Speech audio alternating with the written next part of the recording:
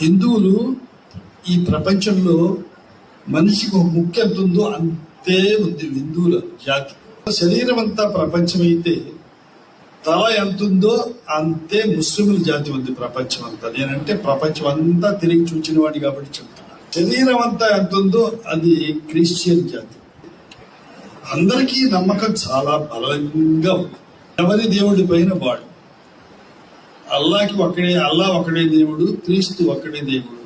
కానీ మనకు వేల దేవుడు ఉన్నారు. అక్కడే వస్తుంది వైవిధ్యం.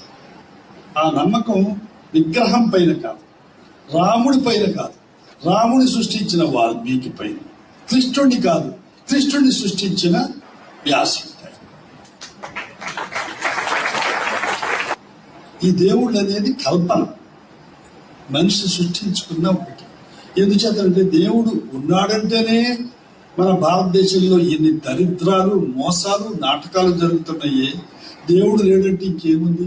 కంప్లీట్